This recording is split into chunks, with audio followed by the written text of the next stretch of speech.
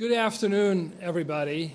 I'm Wim Wiewel, the president of Portland State University, and it's my sad duty to be the master of ceremonies today to both remember and celebrate Dan Bernstine. It's just been absolutely amazing and heartwarming to see the outpouring of emotions and sentiment once the news of Dan's passing reached us.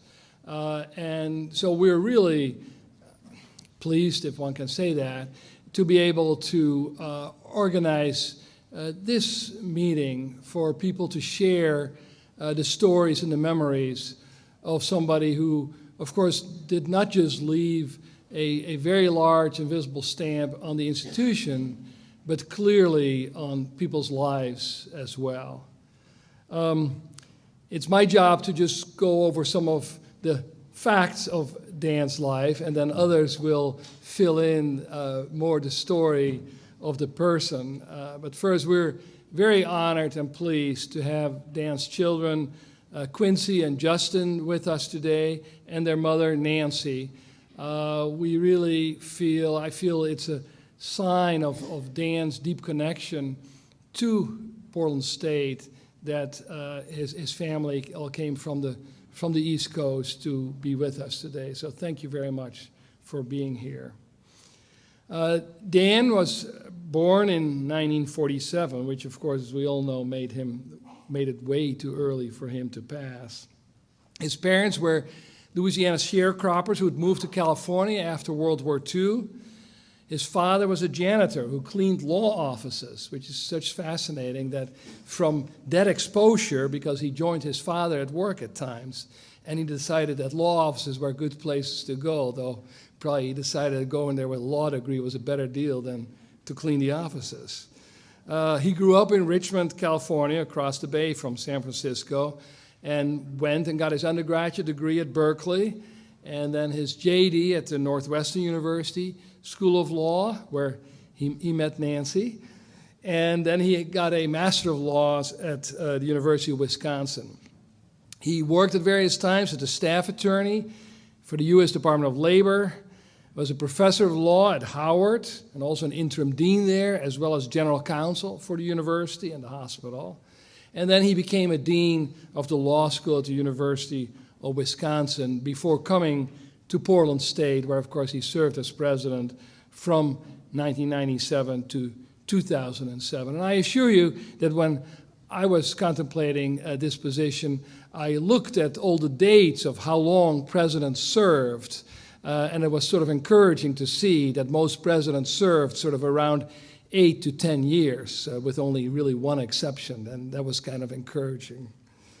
And of course, then in 2007, he left to become the president of the Law School Admissions Council, which role he had when he passed. He was obviously, as we'll hear, very well liked and known as a real mensch, a warm-hearted person.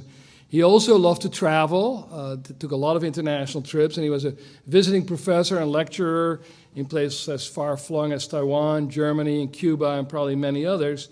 And he held numerous honorary degrees from universities in the Russian Federation, in Japan, in Korea, and Peru, in addition to receiving many awards in the United States.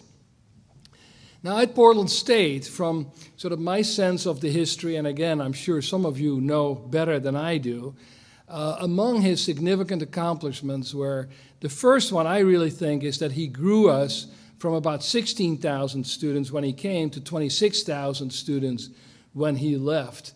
And that really mattered because that then has enabled us really to take our place as one of the 3 big universities of Oregon. And he really presided over the growth during a period when some of the other universities essentially refused to accommodate new students. That was not his way. For the first time, we were able to actually have student housing on campus and owned by the university, which until then we had not been allowed by our sister institutions. During his time, the Urban Center and the Urban Plaza were built and created, as well as Epler Hall and the community field by the Stott Center, and the Massey College of Engineering was built. one thing that I've always been amazed by and somewhat jealous of or envious of is that he was able to get amazing commencement speakers. He had Bill Clinton while he was the president, Donna Shalala. We've had wonderful commencement speakers. Don't misunderstand me, but getting a sitting president, that's another level, or at least until now, was something that one would really. I didn't say that. He presided over a period where Portland State added many degrees and certificates, expanded the international programs, moved to Division I, created co-enrollment programs with community colleges. These are many of these things that we now take for granted, but that were absolutely essential to creating the urban research university that we now are. A few years ago, Dan was invited back to Richmond, California to talk to recent high school graduates. And he followed a statement about growing up on the other side of the tracks by saying, what the family lacked in formal education was balanced by a fierce sense of pride and a faith in education. The world is going to be a very different place in the future than anything you or I can envision. You have to continue to prepare yourself through education. My challenge to you is to maximize the opportunities you have before you. I think those are words to remember and words to live by. And now I want to welcome to the podium to begin the remarks Michael Reardon. Michael, please join us up here.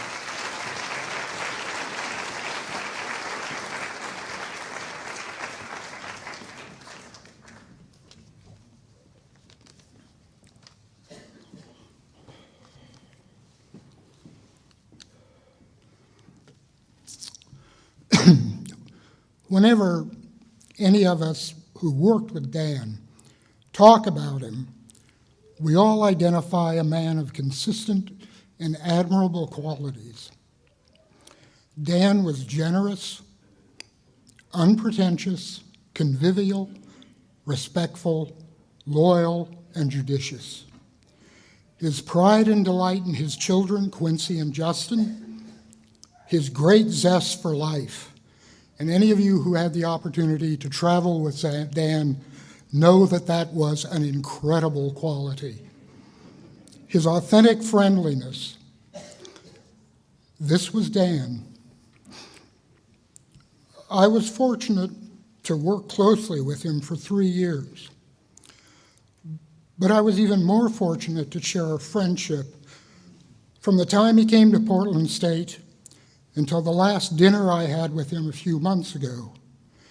And it is that friendship that I am most grateful for.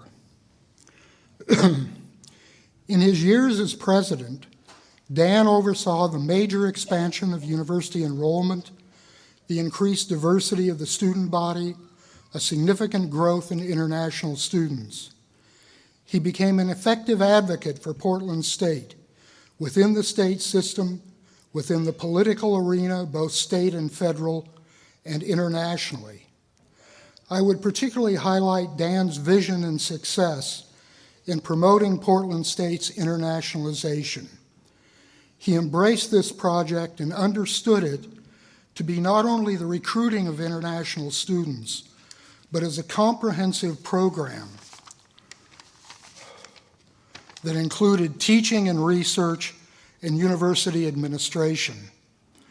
The qualities that connected him to the Portland State community were the basis of his success in developing relationships with universities in Japan, China, Korea, Vietnam, and elsewhere.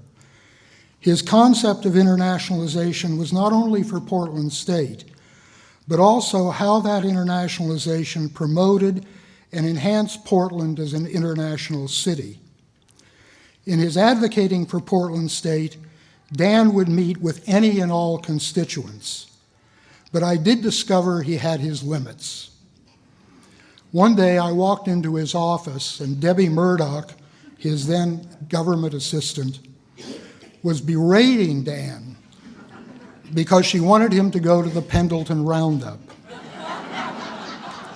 He had gone the year before and said under no circumstances would he go back? Those of you who know Debbie knew she was indefatigable. She kept on. She tried everything. Finally, she thought she could shame him by saying, well, Ed Ray, president of Oregon State, is going to go. Dan looked up at her through those heavily lidded eyes and say, he has to go. He has cows on his campus.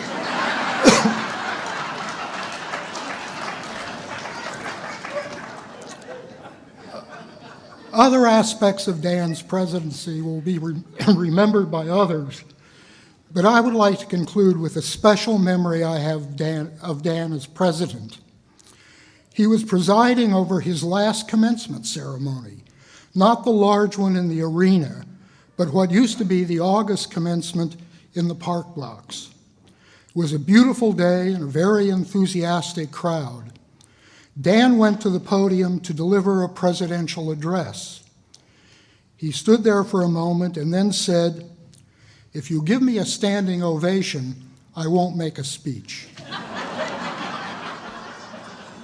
After a few moments of uncertain silence, everyone leapt to their feet with resounding applause, and Dan received a much-deserved standing ovation.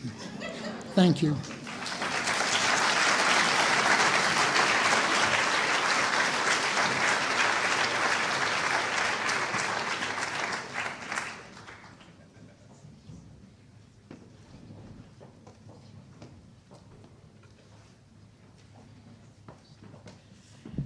Boy, do you have this well organized in time. I'm coming up one set of stairs and someone is going down the next, and I'm looking for the next two people right behind me.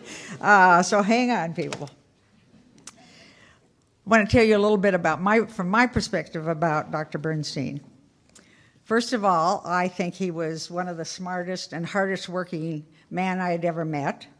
He was funny to be around. He had a great sense of humor. And as you just heard, he was very good at making things happen, no matter what it was. And I remember the time that he decided that Portland State needed to be the biggest university in Oregon. He wasn't going to compete in athletics. He wasn't going to compete in some of the other areas, but we were going to be the biggest university. And he did that by making sure the school was open 7 days a week, almost 24 hours a day, and the students grew. He also traveled to countries recruiting students from other countries, and as they came in, he also knew that we had to have some student housing, so he managed to make that happen. Not to the extent that he would have liked, but he made it happen. So he grew the school, and once it was larger than the University of Oregon and Oregon State, up went big, huge banners across the street saying, PSU, largest university in Oregon. And he was so proud of that, making that happen.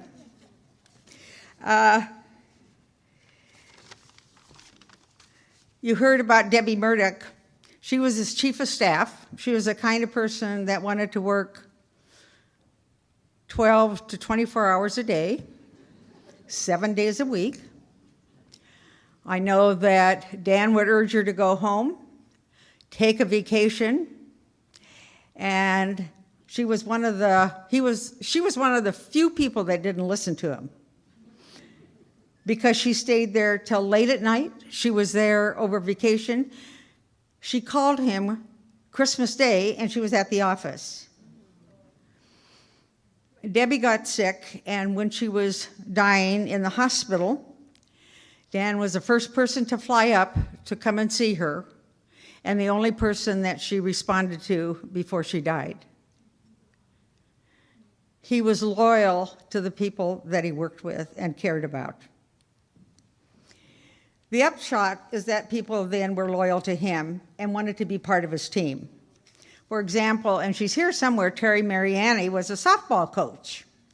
And when the athletic director left, he tried to talk, or he did talk Terry into being athletic director. And she said, well, I've never done that before. And he said, fine, you'll do just fine. You coach softball, you know how to do this. Right, Terry?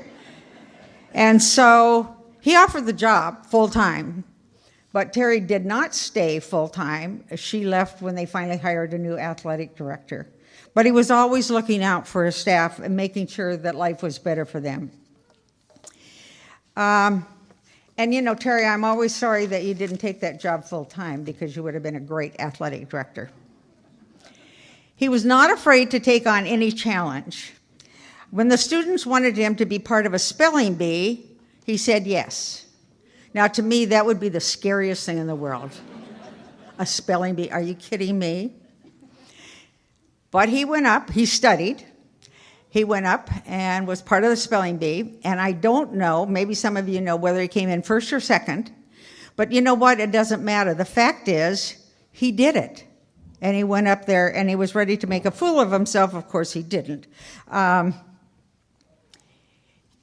The first time I met him was actually not in Oregon, but when I was in Washington, D.C., and he came to visit to my office with Debbie. And we sort of got interested in a conversation, and finally I said to him, and we were laughing and giggling, and I said, "Now, why are you here?" And he said, "Well, we need some money." So, oh, what a surprise to me. But after that visit, he said, and we were talking about football as part of that conversation, and he said, "Well, you have to come to a football game." I said, "Well, you have to invite me first." So finally he did, and he said, "I will meet you at the Mac Club at like 6:30. I can't remember the time, but so I came to the Mac Club at 6:30, and lo and behold, there were tons of people in this room. And so I didn't know anyone there, and I sort of looked around for him, and I finally found him. And he said, "Oh, hi, glad you're here," and went off. And then about 10 minutes later, he came back and he said, "Oh, by the way, I have to go to the convention center. Somebody's getting an award, and I need to be there to help with the award." So he said, "Do you want to ride?" I said, "Oh, sure, fine," because I didn't know anyone I was around. And so I went to that.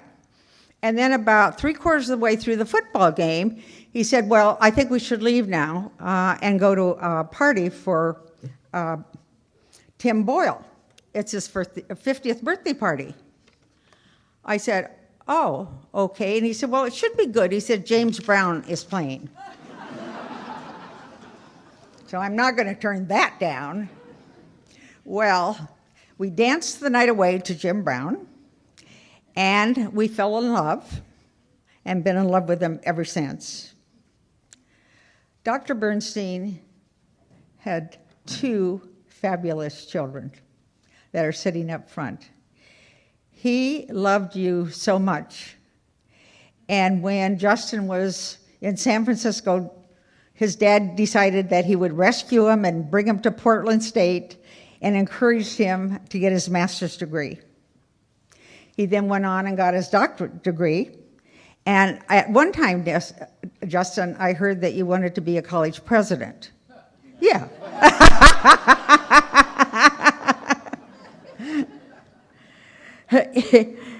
And Quincy, he was so proud of you, and I told you this. He would, anytime she did anything, whether it was a small role or a large role, she's an actress in New York, he would, if there was an article about her, I got sent that article. If she was on an ad on TV, I got sent that ad. If she was, it didn't matter what she was doing, what award she got, and I got to see her in a few plays, but he was so proud of both of you and thought you were the best actress in the entire world. And I hope you both know how much he loved and cared about you, and he was so proud. He really was a proud dad. I know you miss him, just as I do. And my condolences to Nancy, the mother of Quincy and Justin, and to the 2 of you. We will all miss him. He was part of our lives, a large part of your life. And he did so many things that he will never get awards for or get recognized for, but he was an unusual and wonderful person, and I'm glad we all had him in our lives. Thank you.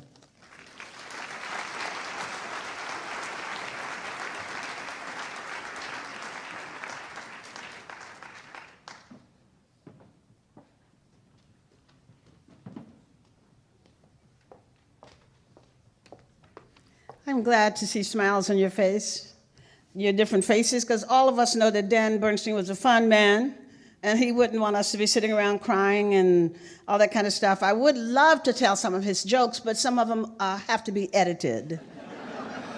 And so there's some I just cannot tell, but I'm glad that all of us had in common that shared love and appreciation for a man who worked so very hard in our community and certainly in the community of higher education. I met Dan the first week that he came to us as our president. It was really kind of interesting because everybody said, should I call you Bernstein or should I call you Bernstine? And so it was kind of interesting because everybody that had not seen him thought he was a Jewish man. He said, wait until you see me, you'll tell something different. And it was just fun because Dan could make jokes out of anything. If you were insulting him, he could make a joke out and make you look like a fool. I mean, that's just the kind of person that he was. He was a very funny man right from the start. His first statement to me was, you have to find me a soul food restaurant or put on your apron. Because I have already heard that you're a good cook, so the following Sunday, after our first meeting at the legislature, I had to cook for Dan, and he ate heartily. Now, you know, some people, if they're strangers, I don't hardly want to eat at their house until I get a chance to know them. He had heard about this legislator who cooked, baked cakes and cooked in the legislature. So when we met at my home, and you should know this, it's always playtime, because he was one of the biggest bid whist players that you want to have. And when you play bid whist in our community, African-American community, you can't do it without talking trash. Who was the biggest trash talker that you know? I don't care if he's talking about education, Dan could talk trash. And so my kids would always have a lot of fun. 9 kids, you know, so it was always somebody at our house laughing and asking questions. So he was very good at having a lot of fun and enjoyed life. Dan loved very much the coast of Oregon. And he would take Darlene and I to the coast. He loved the water. And we would go down to the coast and have fun. On the way, stop this little famous place called Tina's, and we'd have dinner or something. But he loved it a lot, and he loved the water. But he loved to shop. Now, there are not many men that I know who love to shop like Dan. And I'm telling you, we loved it because we love to shop too. Inevitably, we'd all always shop too much. And one day, Darlene and I had to send a package back when we went to Hopewell because we had shopped too much that we didn't have enough room in our luggage to bring home. And so, because we were having so much fun, and Dan was the kind of person who, because he's a dapper dresser, he thought he knew more about dressing women than women did themselves. And so he would look at stuff. I said, I'm sorry, buddy, that's not the one for me. But as a matter of fact, I love going to Hopewell because there were a lot of little shops there that you could shop in and have fun going and visiting. And so when I look at Dan, I heard you guys with the music on when we came in. Dan loved music and art. The thing about him, he loved many different genres of music. And sometimes it was jazz, always it was blues, and you could have fun with him all the time. Most of us take our cell phones everywhere. Dan has his cell phone and his iPod right there with all the music in. He's never, ever without it. So we will miss that flamboyance about him and that fun that he would have, and it'd be very sad. I remember Dan was on the committee that got me to come to be president of the Urban League of Portland, and we would work too much a lot of times, and I would say I'd have to go, and he said, why do you have to go? I said, I can't find no man in here. I'm a single woman. I need to go. And Dan would always say, well, you can find a man anytime, but you can't find out being president of the Urban League but one time. And so he would make jokes about working and doing things. But he always asked about the children. He always wanted to know about education in Northeast Portland. That was so fun to me because that meant that not only was he working for Portland State higher education, Dan was working, talking about K through 8 education. And at that time when he first came, we were losing a lot of black students to black colleges. And so we were afraid of a black brain drain.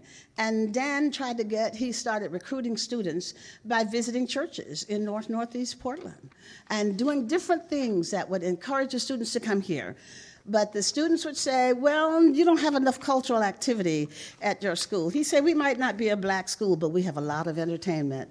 And number one, we are a large school that is placed among the nation's top 20 schools. So come on and join me here. And that's when we started seeing more black students stay in Portland and come to Portland State. We'll miss you, Guy. Love you.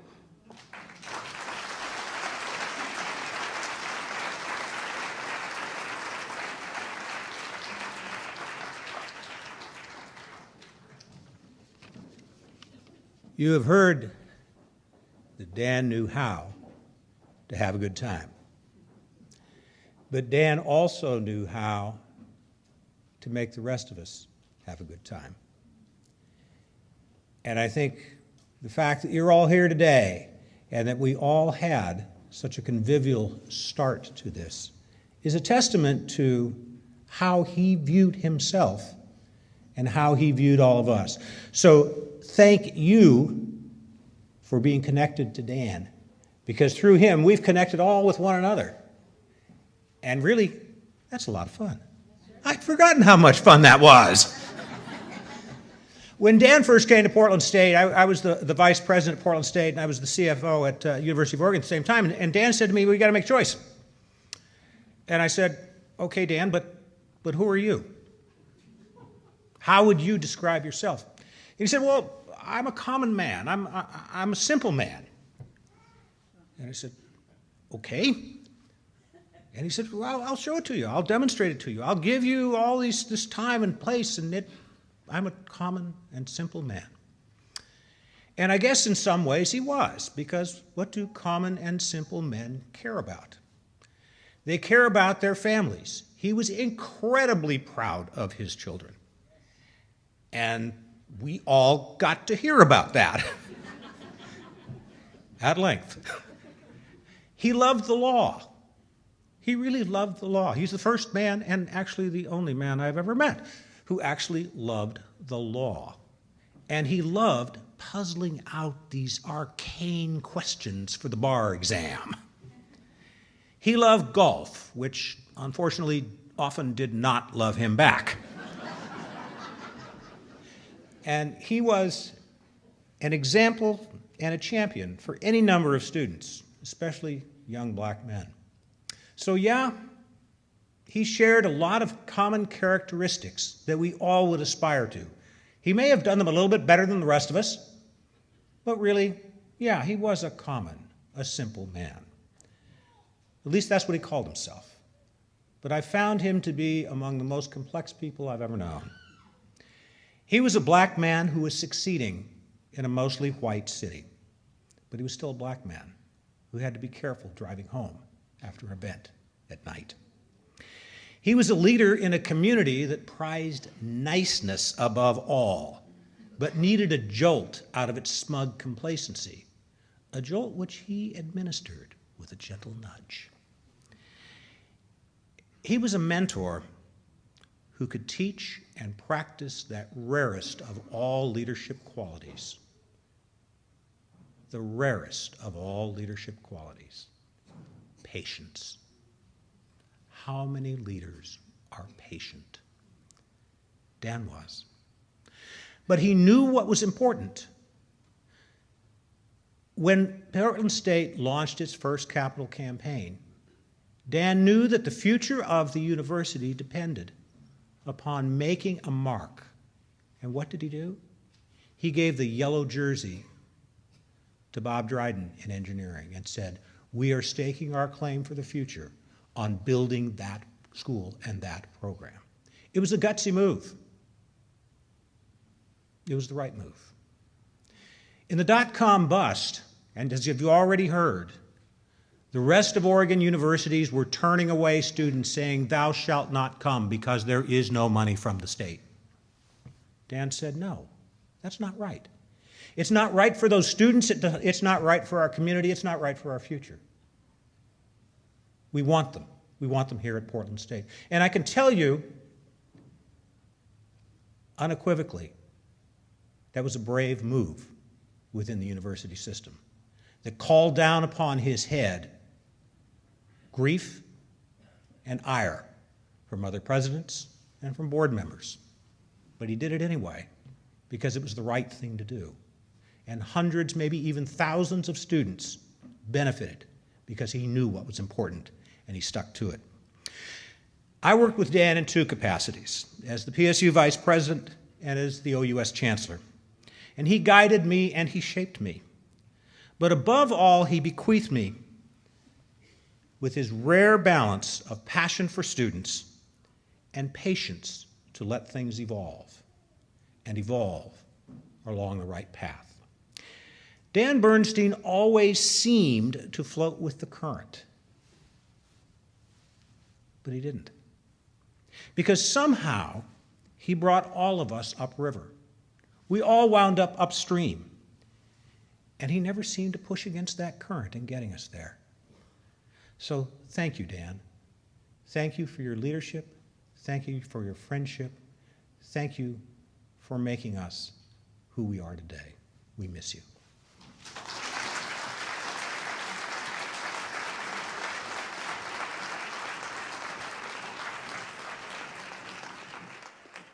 Thank you very much. We will now have a musical intermezzo provided by the Portland State Chamber Choir, conducted by Tim Havers.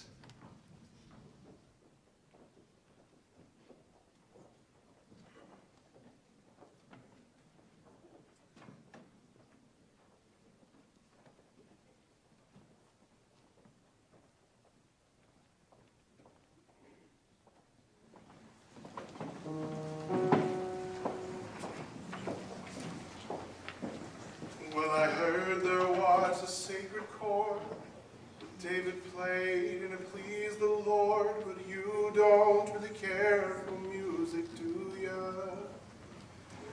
Well, it goes like this: the fourth, the fifth, the minor fall, and the major lift, the baffled king composing hallelujah.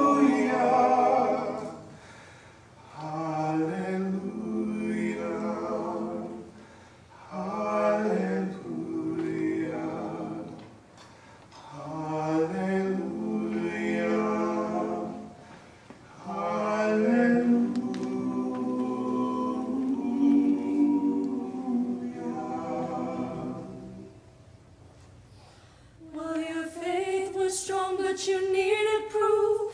You saw her bathing on the roof, her beauty, the moonlight overthrew you. She tied you to her kitchen chair, she broke your throat, and she cut your hair, and from your lips she drew a hallelujah. Hallelujah,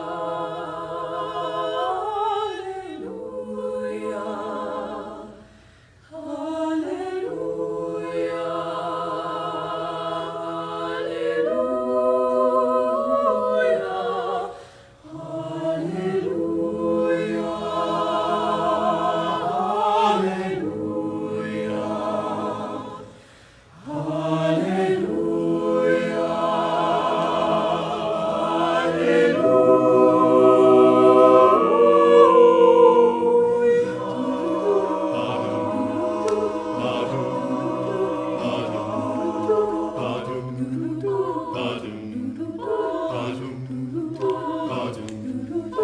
You say I took the name in vain, but I don't even know the name. But if I did, well, really, what's it to ya? There's a blaze of light in every word. It doesn't matter what you heard. The holy or the broken, hallelujah.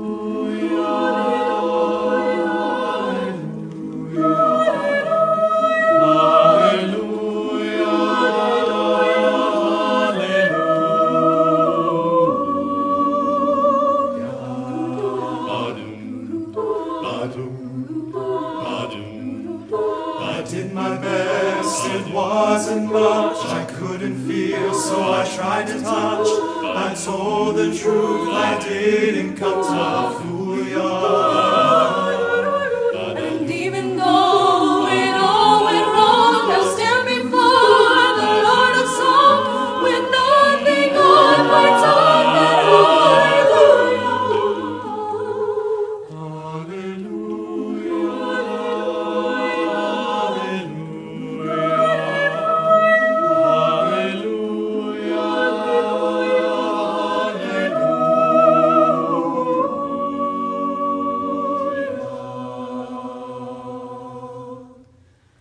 Well, maybe there's a God above, but all I've ever learned from love was how to shoot somebody. Oh, how do ya? And it's not a cry that you hear at night. It's not somebody who's seen the light. It's a cold and it's a broken heart.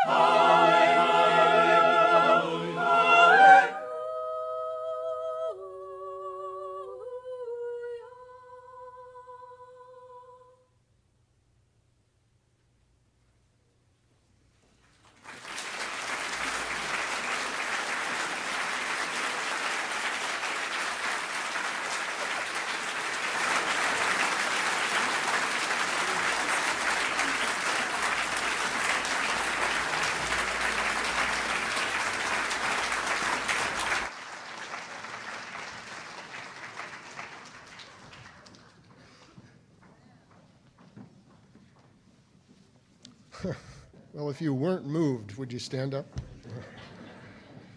That was a perfect selection. I'm Roy Cook, and I'm retired, thankfully. But I worked with Dan during most of his time at Portland State University. I met Dan during his PSU interview, as many of you did, I suppose. I was Vice Provost for Research and Dean of Graduate Studies then, so I was able to meet with him on a rather small meeting, and he was the guy that we hired, and he was always that guy the entire time he was here. Following his interview, I went on a sabbatical to the University of Arizona in Tucson, and out of the blue, I got an email from the president of Portland State University. He said, I'm going to be in Tucson. You want to play some golf? So my first real introduction to Dan was 5 hours on a golf course in Green Valley, Arizona. We had a great time, and I thought, wow, I didn't know university presidents were like this. Upon my return, I interacted with him in various capacities, mostly through faculty governance, but we saw each other at all the PSU athletic events. He was a very proud Viking. And then in I'm dating myself, 2005, he appointed me as provost and vice president for academic affairs. And to reinforce George's theme about the common man, after a fairly long deliberation, he called and said, I'd like to offer you this job as provost. And I thought, well, should I just accept now? Should I play hard to get? What's the protocol here? So I said, Dan, shouldn't we have lunch or something? Shouldn't we talk this over, negotiate, all this kind of stuff? He said, sure. Meet me at the Tortoise in a half an hour.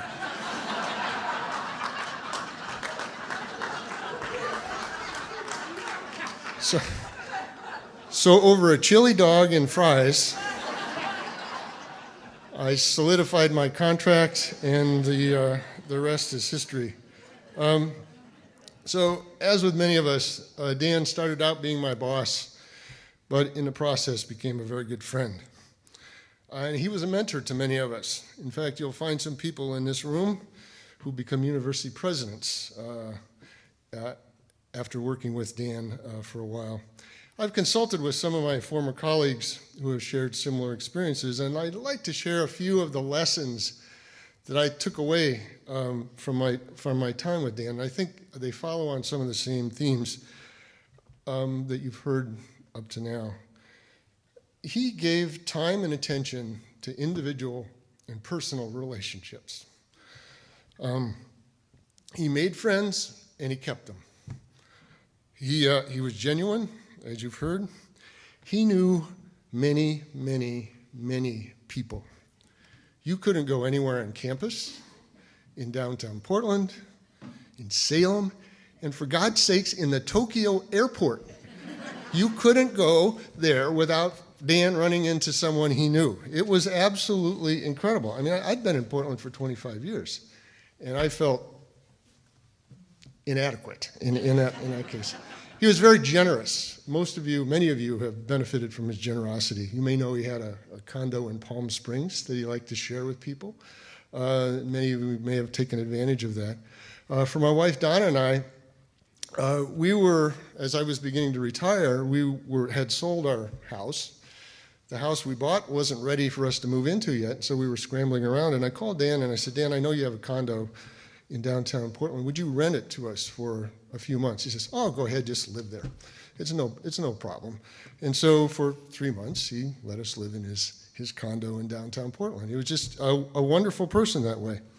He also taught me something quite unusual. He taught me it was okay for grown men to hug.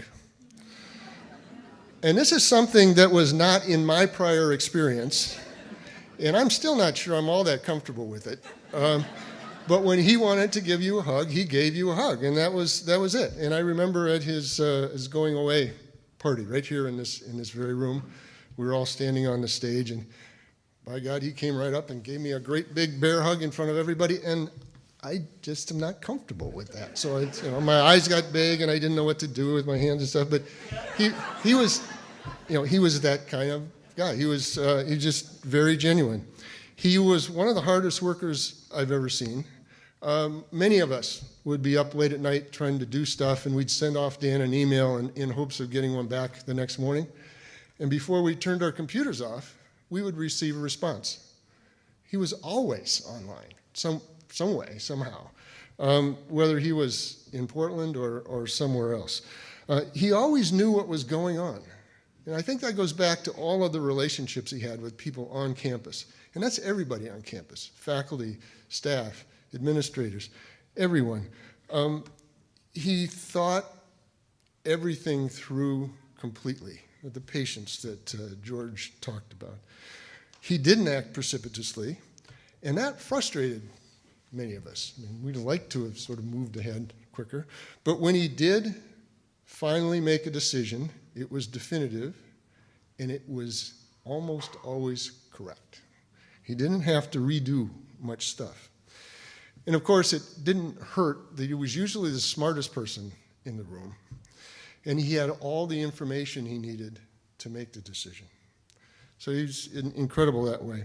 One thing that many of the folks here have noticed about Dan is that he didn't speak unnecessarily. He was a wonderful conversationalist, one-on-one he'd talk to you, but when he got in formal settings, he was a fairly quiet individual. And if I was to sort of describe his approach to meetings, it was speak when what needs to be said hasn't been said. So he would talk if something really needed to be said, but otherwise he was happy to let the thing go forward and let the other people contribute. And he was prepared to take advantage of opportunities. Now, some of those opportunities I think he made for himself, but things like the engineering building, things like the rapid growth in Portland State University, He created the international programs that Michael talked about. All of those things are legacies of Dan. And finally, his basic love of life, I think he taught all of us. One of which is don't ever wear a tie if you don't have to. And I see that Chip is still carrying that lesson with him as well. But we can all remember his smile and his laugh. And once in a while, when he got to laughing, it actually turned into a giggle, which was really uncharacteristic of a guy like Dan, a great big burly guy. But he just was a very fun-loving person. He was a good man. He was generous. He cared about people. He made time for them. He treated everyone with respect. And he was a quiet but effective leader at Portland State. We'll miss him a lot. We'll miss his smile, his laugh, and I'll even miss his hugs.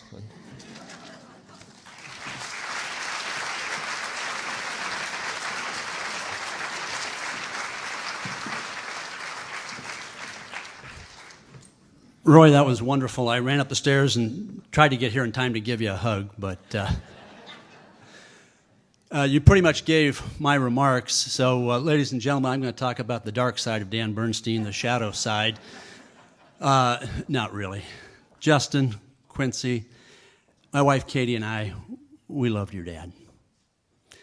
The fellow we met a few weeks before he was appointed president of Portland State, who followed Dr. O'Malley, who is here with us today, was wise, warm, witty, wrapped in humility, and embraced absolutely everybody, including Roy Cook, more often than Roy wanted, apparently.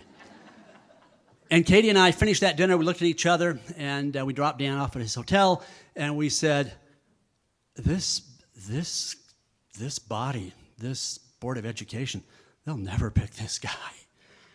And how pleased we were that he was selected. I've added up the number of meals that Dan and I have had together. It is about 1,000. And my role was vice president for university relations from 1996 to 2003. So Dan and I had the pleasure of literally traveling thousands of miles around the world asking for support for Portland State University. And it was so much fun. And we could have been having chili dogs at the Cheerful Tortoise, Roy, or we could have been dining with heads of state, having a little tea and crumpet on occasion as well. Now, you may think all we did was eat. That's not true. We actually had a cocktail once in a while as well. Dan had so many aphorisms. Take advantage of your advantages. It's not better or worse. It's just different. But my favorite, and it took me a while to figure this one out, my favorite was, if it's not fun, why do it? And I thought, gee, I could just, if I invoke that, I could sit around and do not much for a long time. It wasn't until we traveled to Turkey to understand exactly what he meant by that. So Dan and I had the opportunity to visit with President Süleyman Demirel, and President Demirel was one of those heads of state. He was kind of cranky. He did not actually offer us any tea and crumpets. But we finished that meeting, and then we thought, well, let's go visit the tomb of the father of Turkey, the Ataturk Mausoleum. This will be fun. And we got a car. Dan and I are both car guys. I'm looking at Ray Gunther. Ray's a car guy. This was the crappiest, smallest car you could ever imagine. We had a driver who spoke zero English, but he knew he had President Bernstine, the president of the most important university in the United States, in the car. We got to the parking lot of the mausoleum, and there were all kinds of great parking places, and the driver kept driving past. We got to the sidewalk, and the driver drove up on the sidewalk. We got to the ballards that are supposed to separate, the cars from the pedestrians, and the pedestrians were starting to part their way, and we drove through the ballards. We drove so close to the souvenir shop, I could almost grab souvenirs off the shelf. And that's when I noticed them, the two guards. And their rifles swung off their shoulders and swung toward our crappy little car, and they came running. And Dan and I were in the back seat, and Dan knew that I was probably a little nervous. As everybody knows, Dan is an extremely experienced world traveler.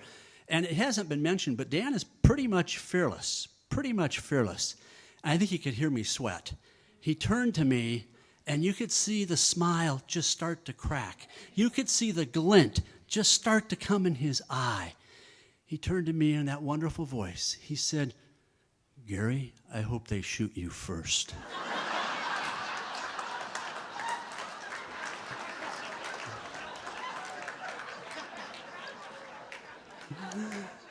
And Roy, the laugh started as that wonderful belly laugh. It ended in his throat.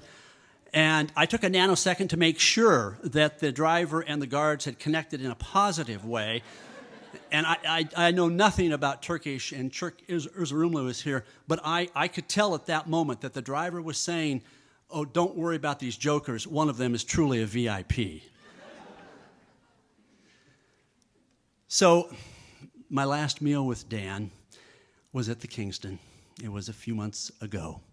And Dan always had a plan, and we connected a lot. I'm at Concordia University now. We started a law school in 2007, 2008. I'm not sure who thought that was a great idea. It was kind of a tough time for law schools. And now we're doing great. Huge bar passage rate among the elite schools. But as we were working through all of that, I would talk to Dan on a regular basis. And at this last meal at the Kingston, Justin and Quincy, we got through our business, and I asked him, "How are the kids?"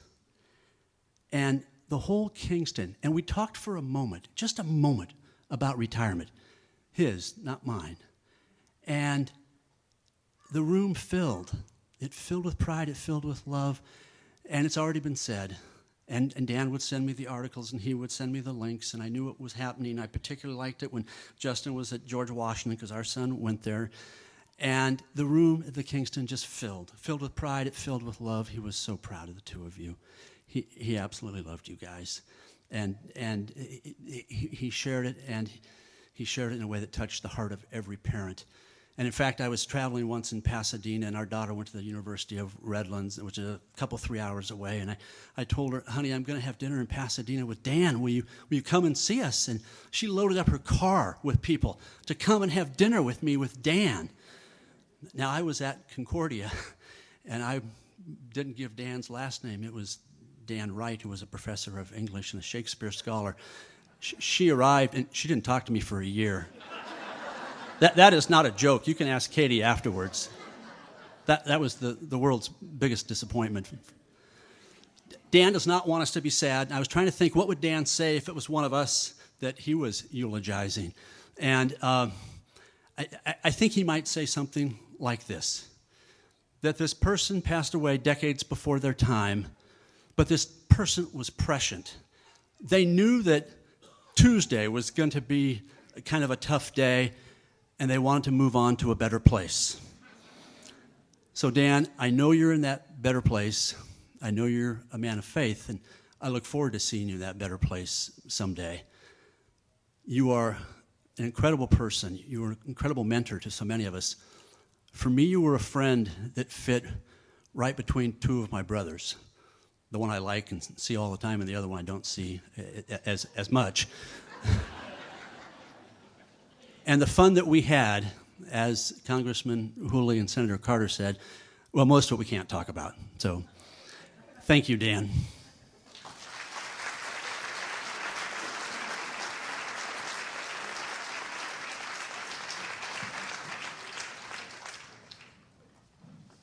Good afternoon, everybody.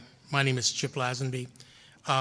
When this opportunity came up, I tried to remember when I first met Dan Bernstine, and for the life of me, I couldn't remember. But he seemed like he was a constant part of the constellation of Portland and Oregon for as long as I can remember. I was working for the governor, I think, when I first met him, Governor John Kitzhaber. And I watched from a distance the things that he seemed to be doing at Portland State only as a matter of sleight of hand. Something would change, and then you'd notice it a little while later.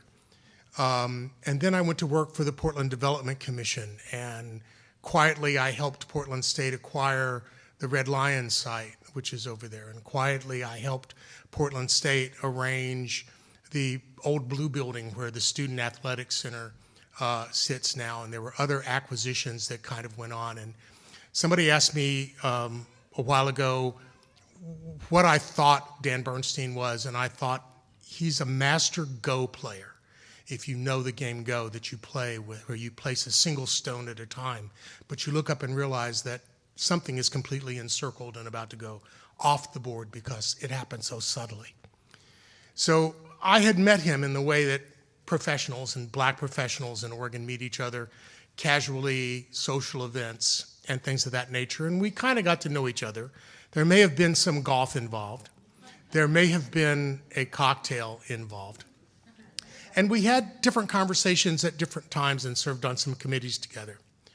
And one day, this comes under the theme of those whom the gods wish to destroy, they first make vain. I got a call from the president's office. Says, President Bernstine asked me to call you because we have a brand new on-campus general counsel position that is opening up. And I thought to myself, oh no, this is bad timing. I just got to my law firm and I'm doing this. And he would like you to serve on the search committee. Well, sure. So I go and I sit on the search committee, and we actually picked a superb candidate. And I went on my way and went back and divorced my law firm and started my own law practice and was out on my own. This is before the stock market crashed, and I was working with people on doing real estate development, doing a number of other things. And time went on, and I got a phone call again from the president's office.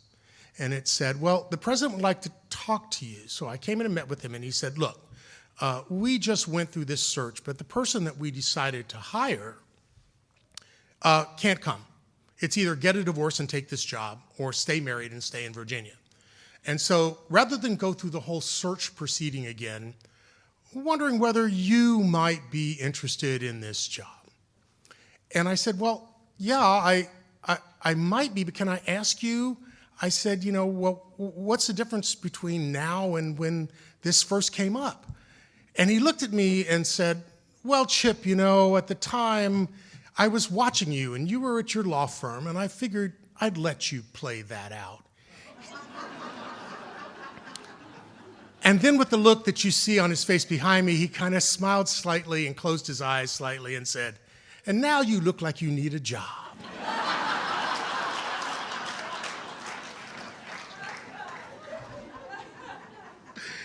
So I took the job, and I've got to say it was a very short period of time, but working with Dan was one of the significant pleasures of my life.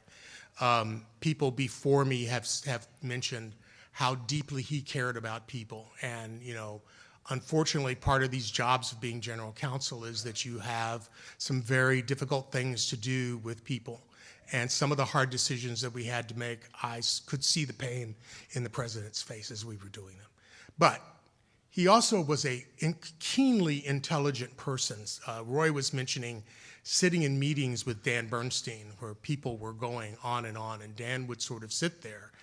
And the startling thing about him was that at a certain point, he would say something, maybe 1 or 1.5 sentences, that showed that he not only had been paying attention, but he was at the answer far ahead of everybody in the room. And that happened so often that I just started to just expect it.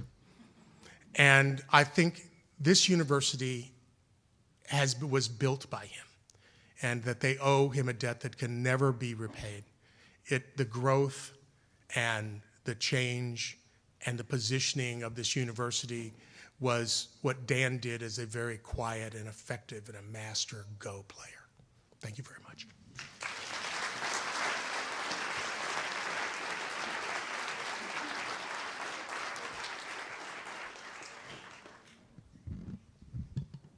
Good afternoon. My name's Devorah Lieberman, and I was the vice provost and the special assistant to the president, the vice provost to Mary Kay Tetrow, and at the same time, the special assistant to the president to Dan Bernstine. And it was a wonderful, wonderful ride, as they say. Maya Angelou, many people know this quote, often said that people may not remember you for what you've accomplished, but they will surely remember you for how you make them feel.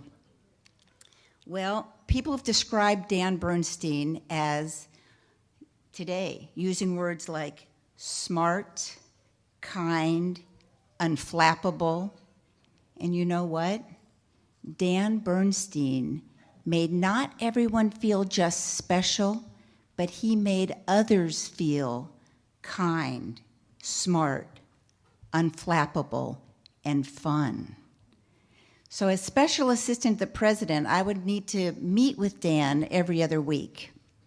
And Terry Meany, his administrative assistant, would be sitting outside, and I'd walk in very seriously to Dan's office, and we would discuss some business, and then we might agree or disagree about a budget item. And one year for Christmas, I had given Dan a dartboard with Velcro darts that he had on the back of his door. So every other week when we had a disagreement, Dan would say, "Let the dartboard decide the outcome." And we'd play darts, and that dartboard often decided the outcome. And then we'd be very serious, and we'd walk out of his office, and Terry would say, "I know what you were doing in there." And it was, as a president now, I refuse to let any dartboards come into my office. So the second thing is people have described Dan as humble, generous of spirit, and loyal. But you know what? Dan made everybody else feel humble. He brought out the generosity of spirit in everybody that he knew, and he was always loyal, and he made you feel loyal. And everybody here said Dan was strategic. He made you feel strategic. And the other thing that's been pointed out as a common denominator, Dan always thought about what was good for all. One time when I was on a board, a local board called OCHA, the Oregon Council for Hispanic Advancement, and the board at one point asked me to be the chair of the board. And I said, first of all, my name's Devorah Lieberman. I'm not sure it's appropriate for me to be the chair of that board. And they said, no, we've elected you. We want you to be the chair. And I went to Dan, and I said to Dan, do you think it's right for me to be the chair of the Oregon Council for Hispanic Advancement? And Dan said, if African Americans only work for African Americans on an issue to move something forward, and if the Hispanic community only works with the Hispanic community, we will never come together. He said, you being the chair of OCHA will be working for all, and it will be leading by example. I never forgot that, because that is how Dan operated his life, and that's how he led by example. So when Maya Angelou said, people may not remember you for what you've accomplished, but they will always remember you for how you made them feel, Dan was the exception. Dan Bernstine, we will remember him for what he accomplished and for how he made each one of us feel. We'll miss you, Dan.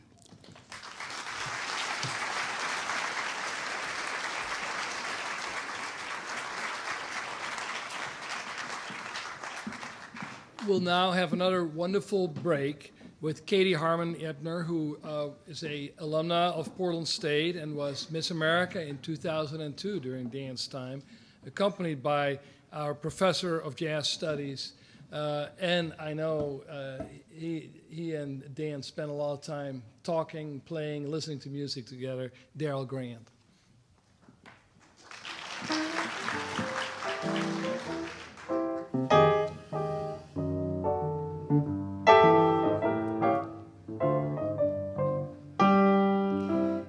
Gonna take a sentimental journey, gonna set my heart at ease, gonna make a sentimental journey to renew old memories.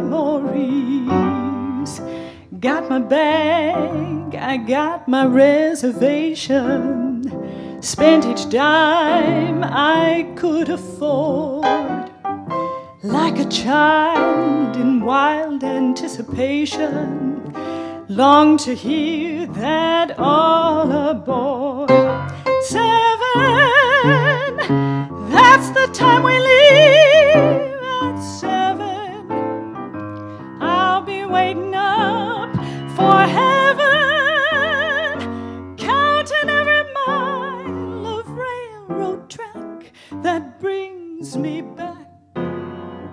Never thought my heart could be so yearning.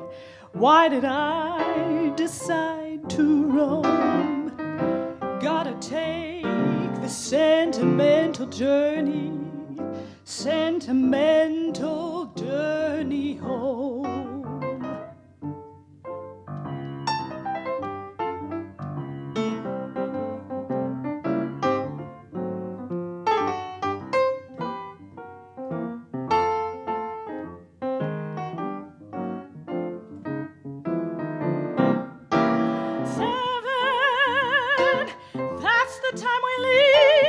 At 7, I'll be waiting up for heaven, counting every mile of railroad track that brings me back. Never thought my heart could be so yearning. Why did I decide to roam?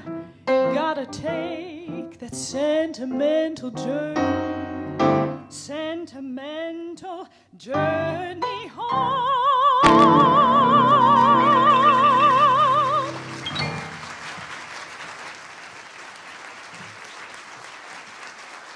Thank you.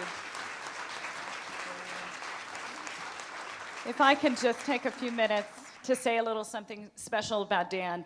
Dan was someone who was extremely influential in my life. It was amazing to me after I won Miss Oregon, not Miss America. After I won Miss Oregon, I got this beautiful email from Jeannie Marie Price saying, Dan, our president, Dan Bernstine, wants to talk to you. And I said, me? I've only been at Portland State for a year. I didn't even know that he knew who I was. I didn't know that anyone knew who I was, aside from my few professors at that time. And I had a beautiful conversation with him. He and I gathered a number of times before Miss America to prepare for competition by talking about various current events, especially things that affected me as a student, that affected me as a young person at that time in America. And he always struck me as someone who genuinely cared about what I was doing and what I was going through as a student. And that never wore off. When I became Miss America, Dan was the first person to give me a call. He was the first person to congratulate me. He celebrated it. He celebrated it not for the achievement or any sort of achievement, but because I was a common person whom he acknowledged needed an uncommon purpose. And when he asked me to deliver the commencement address in 2002, which was highly controversial, and many of you know that, highly controversial because I had not yet graduated from PSU. I was still almost 2.5 years before I was going to graduate from PSU. And I got that call from Dan, and he said, you know what? You have a story. You have a story much like all of our campus, all of our student body. You are a student who is aspiring for higher education for a purpose. You entered the Miss America pageant for scholarship money to pay for Portland State University. He said, I want you to share your story. Now, granted, this was after Bill Clinton and the others that you had mentioned. And I said, Dan, are you really sure about this? I don't think so. But he had faith in me, and his faith in me propelled me farther in my academic career than anyone or anything else could have. And it was because of Dan. He continued to follow me through my academic journey. And when I graduated from Portland State in 2005, he gave me the biggest hug and said, Katie, you did it, girl. We are so proud of you. The Portland State community is behind you, and we have always been behind you. And that meant so, so much to me. I appreciate everything that Dan has done. These tears are tears of joy for everything that he has given to the Portland State community, but everything that he's given to the student body. I represent the student body.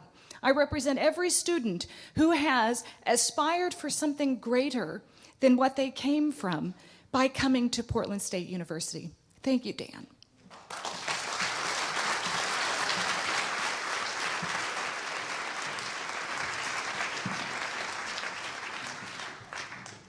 Well, how do I follow that? I was going to say when they finished their piece, wow, you really got us in the Dan B mood. I was tapping my toes along with everybody else. I'm Jane Morrow. My husband Bob's in the second row here. And as proud PSU alums and staunch supporters of the university, we were delighted to be asked to share some of our happy memories with Dan. And after hearing all of the others, I've been mentally editing, so you're going to get a snapshot. But we vividly remember Dan's first official event as PSU president. He came straight from the airport one evening to Northwest Portland in order to do a surprise appearance at the annual Student Athletic Awards event. He was truly in his element, speaking and visiting with the student athletes and their parents that night. And then just before leaving, he said to all, after he said, "Go Vikes," you know, great universities need great athletic programs and outstanding student athletes. Well, I can't tell you how resounding the cheer was from the students, their parents, and the fans in the room that night as they welcomed their new president, Dan Bernstine, to Portland State. Now, the first time that Dan spent a weekend with Bob and I at the beach at our home, he was coming from an administrators conference in Salem, and I found out soon after his arrival. I said, "Oh, did you dress that way at the conference?" He said, "No, actually, I made a quick stop and shop at the outlet mall." Thank you, Margaret. And exchanged out his president's suit and tie for the chino shirt, jacket, and casual shoe look. Because he said, he joked about it, but he said, "I really wanted to be totally beach walking worthy for my stay here." Well, over that weekend and others to follow, Dan very graciously, and I have to say courageously, put up with our energetic Dalmatian, Emma. Now, Emma always considered herself to be everybody's favorite 50-pound lap dog. Now, can you see Dan in that picture? Well, Dan was a real trooper with Emma, and we certainly loved him for it. Then there was the sweltering day here on campus when Dan so gamely hefted and swung what I thought at the time was a huge sledgehammer to break out some of the old bricks to make way for one of the university's newest building projects at the time. But of course, the media shoot, when they took a look at it, they said, "We think we need some more footage." So I can't tell you how hot it was that day. And we all know Dan did not make regular stops at the gym to work out during his presidency here at Portland State. And I can't tell you how we were holding our breath with each additional sledgehammer swing. And it was so beastly hot. Happily, the mission was accomplished and no mishaps. Well, after Dan left Portland State for the Law School Admissions Council CEO role in his new home in Newton, Pennsylvania, we just absolutely loved the times that Dan would unexpectedly show up in the stands for a PSU football game at the stadium, right across the street, as Roy mentioned, from their condo. Well, even though Dan may have preferred to be in the background, just a man in the crowd, he could not bring that off because once his presence was discovered, he was immediately the recipient of such happy and heartfelt and warm greetings and hugs from friends and fans all around once they discovered where he was. And he was always in the stands. He wasn't in a suite or a box. Dan was respected. He was so much loved by the Portland State family, and they always liked to show it, just in case there was any doubt of their sincere feeling for him. So Bob and I, we thank Dan Bernstine certainly for his university leadership, but also for his endearing friendship and the many memorable times that we enjoyed with him. Cheers to Dan.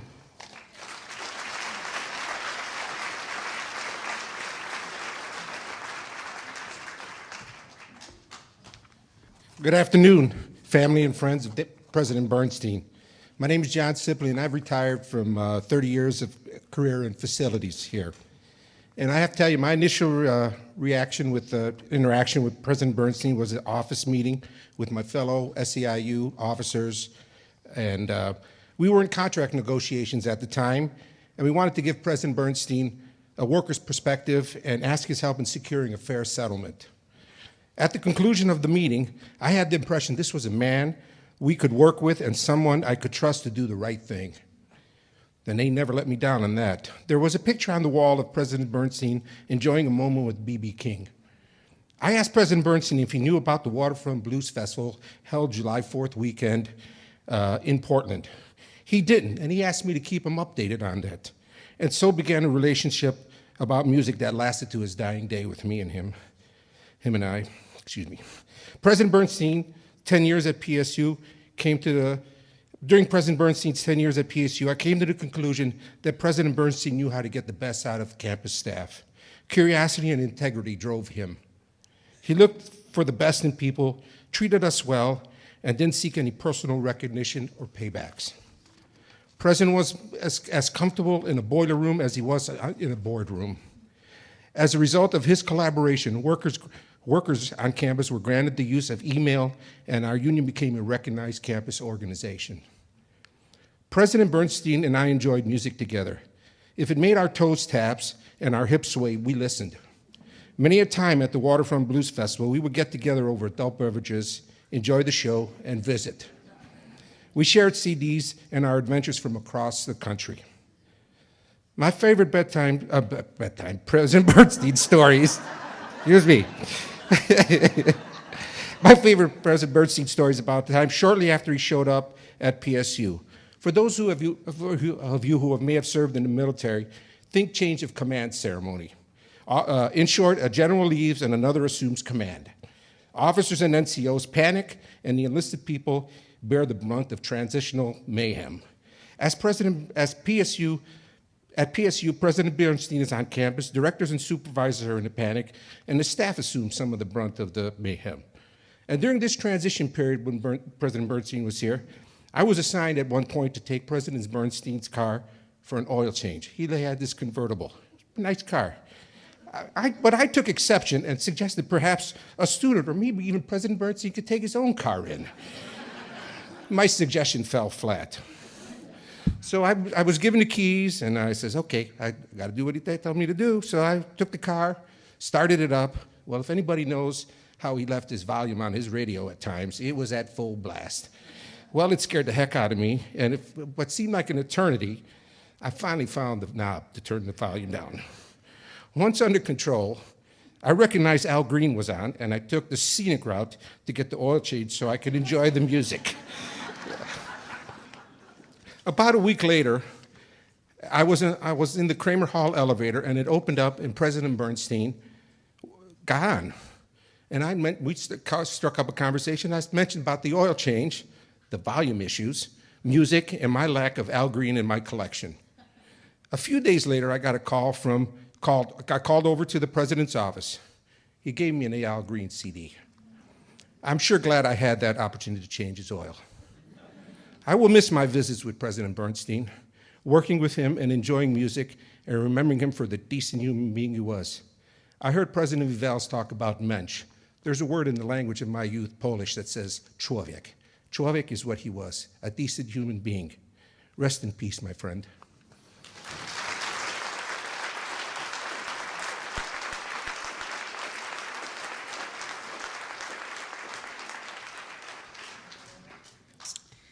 Hello, I'm Mary Moeller, and I'm a former student at Portland State University, and I was student body president here, and graduated in 2002, that controversial year, Katie. We go way back. So I'm so honored to be here today to pay tribute to President Dan Bernstine. He played such an important role in my life, and I will always treasure his mentorship, support, and friendship. I was one of the many student body presidents who served during his presidency, and one of the many student leaders who valued their relationship with Dan. I have so many fantastic memories of Dan and being a student. And, you know, one of the ones that really sticks out to me was how he held my hand when we met with Senator Gordon Smith. Senator Gordon Smith made some comments after 9/11, if you remember, about our campus and about international students that was really rough on a lot of our campus community. And we went to sit down with him, and I was the student body president at that time, and here I was with a sitting senator and a very big deal, and Dan Bernstine, and the president of the largest university in the state of Oregon. And he made me feel so at ease when we talked to him, and he did eventually apologize in that meeting, which he needed to do, but I don't think I could have made it without him. He always made me feel so comfortable. I was a first-generation college student who had plenty of drive, but often needed support to make sure I was on the right path, along with Debbie Murdoch, who has been mentioned. She was PSU's lobbyist. Dan and Debbie and others were vital members of my PSU support team. I remember him always having an open door policy and me taking full advantage of it. I would pop in and see him on a weekly basis when I was a student leader. I got to know his assistant, Terry Meany, really well. I'd butter her up so I could get some unscheduled time. As you know, student leaders feel really important, and felt like scheduling was just not how we worked. And I cringe a little bit to think about how I wasn't very formal in those days. But you know what? That was his style. He was so laid back, and he connected with students in a way that made you feel like family. He always made time for me and made sure I was taking my academics seriously, while ensuring I was getting the most out of my college experience and allowing me an open invitation to his presidential suite during football games, which I also took full advantage of. He continued to support me after I graduated in 2002. It wasn't like I just graduated and I got that big bear hug on the stage and that was it. I was about to leave for Washington, D.C. after I graduated, and after living in Oregon my whole life, I got a very concerned call from Dan. He wanted to know everything. Tell me about this job. Did Debbie Murdoch say it was okay? Where are you going to live? Are you sure that's a safe neighborhood? You know DC is much different than Portland. How much will you be making? Are you sure you can survive on that? Barely. All the questions a concerned family member would ask. Often on his trips to DC, he would take me and other alumni out to dinner. It was a treat when he came into town. It was like a family member visiting. And I didn't realize until I staffed a university president on DC trips how busy they are when they go to the nation's capital. They have meetings with congressional offices. They have university meetings. They're meeting with donors, really important meetings. It didn't matter how busy he was. He always made time for me and made me feel so special to be part of the PSU alumni family. You know, although I have a unique perspective as a student leader who truly bonded with him, I don't feel like my stories are much different than others. He loved PSU students and always made them feel like they were the most important thing on this campus. I will miss his genuine thoughtfulness and the way he made me laugh. And his laugh, I will miss that so much. I will miss checking in with him on my big life moments and career accomplishments because he was always checking in with me. I will miss surprise run-ins at PSU football games with him and toasting the Vikings. I will miss him greeting me with that big, warm bear hug. I really hope he's with Debbie right now enjoying a good laugh in a strong Manhattan. He will be missed, and I will treasure all the wonderful memories I have with him. Thank you.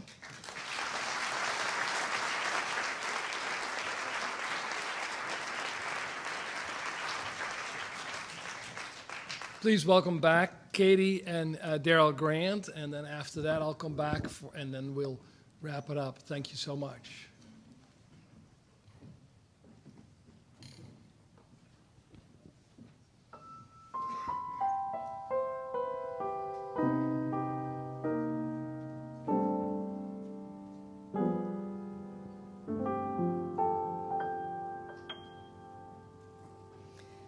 The evening breeze caressed the trees tenderly.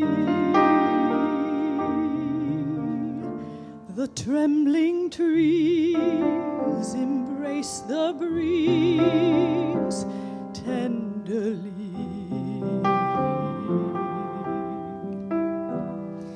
Then you and I came wandering by, and lost in our sigh were we. The shore was kissed by sea and mist tenderly. I can't forget how two hearts met breathlessly. Your arms opened wide and closed me inside. You took my lips, you took my love so tenderly.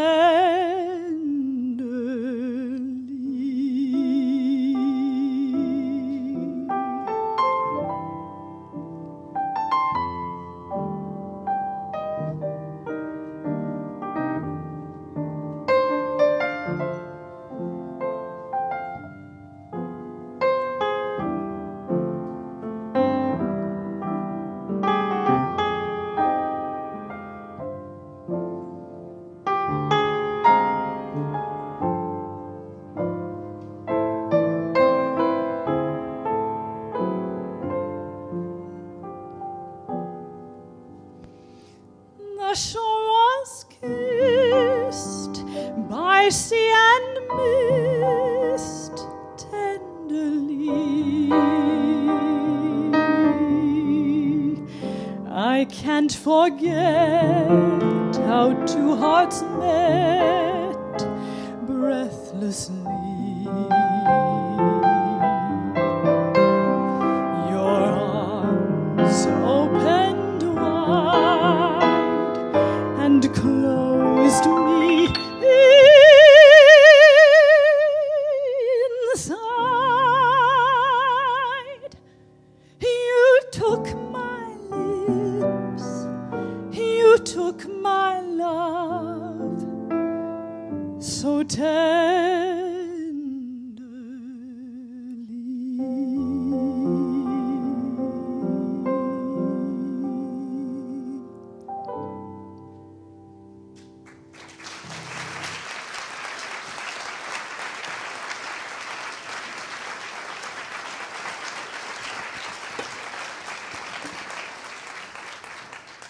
Thank you very much.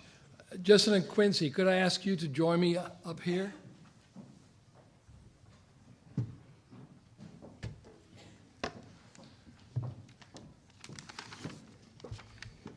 We have at Portland State a few ways to honor people who've been special to the university. Obviously, honorary degrees that we've mentioned is one way. The Simon Benson Award, both for philanthropy and for alumni, is another way. And the third way is to give the Presidential Medal. And we've only given a pretty small number going back to, I think, Greg Wolf, who may have started it, but there were only, each president only gives a few during their career.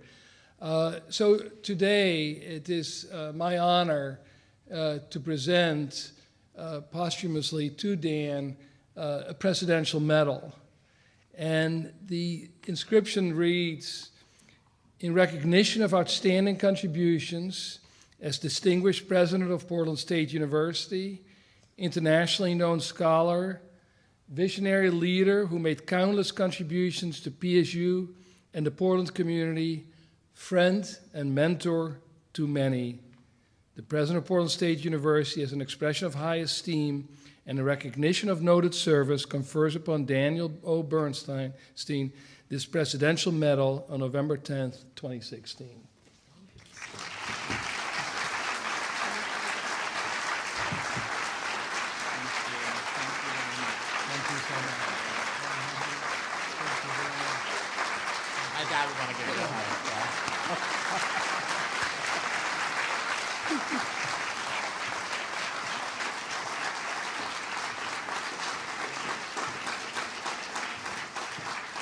Thank you all very much for coming. We have a reception in the back.